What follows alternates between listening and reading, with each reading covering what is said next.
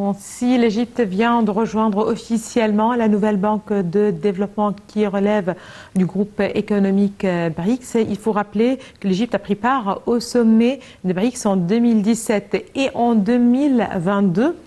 Selon les analystes, la participation de l'Égypte aux réunions de BRICS reflète la confiance de la communauté internationale en l'avenir prometteur de l'économie égyptienne et accroît ses chances d'adhérer au BRICS en tant que groupe transnational représentant plus de 40% de la population mondiale. Ce bloc peut jouer un rôle clé pour réformer le système économique mondial puisque son objectif consiste avant tout à former un système multipolaire plus équilibré des relations internationales et justement à élever le niveau de la coopération économique. C'est donc dans l'intérêt de l'Égypte de renforcer la coopération parmi justement ces marchés.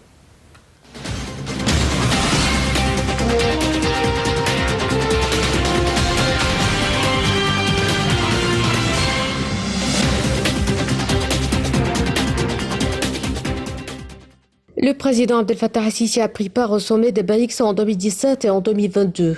C'est suite à l'invitation du président chinois Xi Jinping que l'Égypte a participé pour la première fois au 9e sommet du groupe des BRICS du 3 au 5 septembre 2017 en Chine. Selon les analystes, la participation de l'Égypte aux réunions des BRICS reflète la confiance de la communauté internationale en l'avenir promoteur de l'économie égyptienne et accroît ses chances d'adhérer aux BRICS. Surtout que l'Égypte jouit de capacités économiques importantes et d'une position stratégique exceptionnelle qui peut l'aider à soutenir efficacement la communauté des BRICS et ses priorités. Mais outre l'économie, expliquent les analystes, l'Égypte semble être l'un des pays les plus éligibles pour devenir membre de ce bloc. Elle dispose d'un poids géostratégique politique qui représente une grande importance et un équilibre stratégique pour les BRICS. L'Égypte est un acteur important dans l'instauration de la paix au Proche-Orient et en Afrique, étant donné qu'elle est en première ligne de la lutte contre le terrorisme et l'extrémisme. Les analystes expliquent que la Chine stimule depuis quelques années la participation de l'Égypte aux groupes économiques internationaux tels que les G20 et les BRICS. La Chine étant plus que jamais consciente de la position géographique unique de l'Égypte qui permet au pays d'être un important point de transit entre l'Orient et l'Occident, ainsi que le Sud et le Nord via le canal de Suez qui est en train de devenir l'une des principales zones économiques et industrielles reliant le monde. La Chine a donc intérêt à coopérer avec l'Égypte, un pays axial au Proche-Orient comme en Afrique, et ce pour protéger ses intérêts à l'étranger et la stabilité des pays concernés. Et cela sans oublier l'importance de l'initiative de la ceinture et de la route proposée en 2013 par la Chine pour relancer les anciennes routes commerciales de la route de la soie qui a favorisé l'accroissement des investissements chinois en Égypte. Et en ce qui concerne le souci de l'Égypte d'adhérer au bloc des BRICS, il revient selon les analystes aux objectifs affichés et aux politiques adoptées par ce groupe visant à rééquilibrer le système économique mondial. En tant que groupe transnational représentant plus de 40% de la population mondiale, ce bloc peut jouer un rôle clé pour réformer le système économique mondial puisque son objectif consiste à former un système multipolaire, plus équilibré des relations internationales et à élever le niveau de la coopération économique. C'est donc dans l'intérêt de l'Égypte de renforcer la coopération parmi les marchés émergents et les pays en développement via la plateforme des BRICS qui est plus adéquate aux pays en voie de développement. À titre d'exemple, la Banque des BRICS pourra devenir une meilleure alternative à la Banque mondiale, accusée d'être entre les mains des Occidentaux.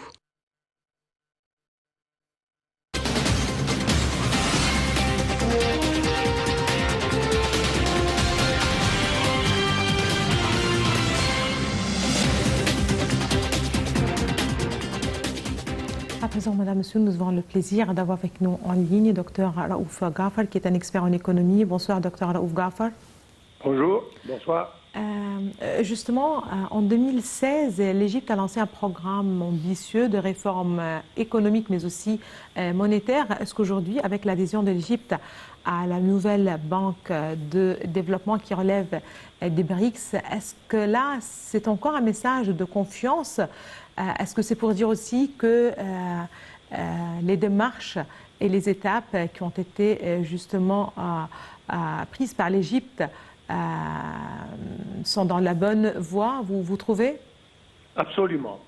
On a exécuté un programme de réforme économique impeccable qui a été exécuté vraiment avec excellence. D'accord. Mais maintenant, il y a toujours un petit problème, c'est que la demande sur le dollar est assez grande. L'idée de joindre le BRICS ou la banque du BRICS pour commencer, oui. c'est un pas très intelligent et très important pour l'économie égyptienne parce que maintenant on aura la possibilité de traiter tous les accords bilatéraux entre les pays du BRICS, chacune ou chacun avec sa propre monnaie. Et donc ça va réduire un peu la demande en dollars et ça stabilise notre monnaie et ça va baisser le taux d'inflation, etc.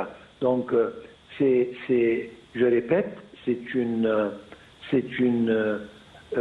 un pas intelligent, c'est un pas qui a été bien étudié et je pense que ça aura un impact très positif sur l'Égypte en général, l'économie incluse, certainement. Très bien. L'Égypte s'est lancée dans un programme de développement durable et urbain, entre autres certainement, et ce peut-être dans le cadre aussi de la vision de l'Égypte 2030. À quel point, justement, est-ce que cette adhésion permettra au Caire, justement, de s'engager encore plus dans de nouveaux investissements en rapport avec ce programme ou ces programmes de développement durable et urbain? C'est-à-dire, le fait que l'Égypte a fait partie maintenant de la banque qui appartient au BRICS, ça veut dire qu'elle est éligible à prendre des prêts de cette banque. Et dans ce cas, elle n'a pas besoin de la repayer en dollars, mais elle peut la repayer en livres égyptiennes. Ce qui est très bien pour l'économie. Ça marque la continuation du développement de l'Égypte. Oui. Certainement, l'Égypte a toujours pensé au développement durable, c'est-à-dire des projets à long terme qui servent beaucoup d'années qui viennent. Et dans le contexte de l'Égypte 2030 et encore au-delà de ça, c'est une conviction que les long termes, l'économie à long terme, le développement à long terme, donc développement durable, c'est une chose très nécessaire et impérative pour l'avancement de notre pays. Très bien. Ce pas de diversifier l'économie et de s'échapper un peu de la monopolie du dollar, c'est une chose, à mon avis, très positive. Très bien. Voilà, ça c'est un point crucial, que ce soit pour l'Égypte ou pour les pays membres de ce groupe économique, justement pour mettre fin à cette hégémonie justement du dollar, de la monnaie américaine. Mais justement, une petite précision pour ceux qui ne sont pas au courant des détails économiques. Quand on parle de payer ses dettes en livres égyptiennes, donc la monnaie nationale, est-ce que ça implique aussi augmenter sa production pour justement peut-être faire des échanges en matière de produits ou ce sont deux choses tout à fait séparées ou différentes? Non, ce n'est pas séparé du tout. Oui. C'est-à-dire l'échange commercial peut être un achat et vente normal avec on paye en monnaie et ça peut être un échange de marchandises, de produits. Et c'est justement ce qu'on a commencé à faire avec la Chine dans certains produits, avec la Russie, avec l'Inde et même avec le Brésil. Donc c'est justement ça qui réduit notre demande au dollar et ça réduit le prix du dollar et ça tombe très positivement sur le bien de notre économie. Et c'est justement à cause de ce genre de politique économique, certainement, que je pense que notre économie va croître d'une manière beaucoup plus vite et beaucoup plus saine pour l'Égypte. Très bien. Ceci dit, est-ce que ça implique justement de maximiser, d'augmenter sa production, ses produits destinés à l'exportation? Absolument. Déjà, le train maintenant, c'est d'augmenter la production. Nous voyons des projets de réclamation de terrain, de bonification de déserts et de terres, etc., qui visent justement à l'augmentation de notre production et pour nous suffire localement et pour l'exportation.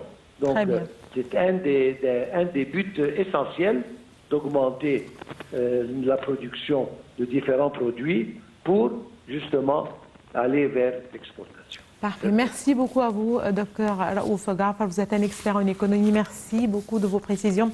Madame, monsieur, merci à vous aussi de nous avoir suivis ce soir. Excellente fin de soirée à toutes et à tous et à la prochaine.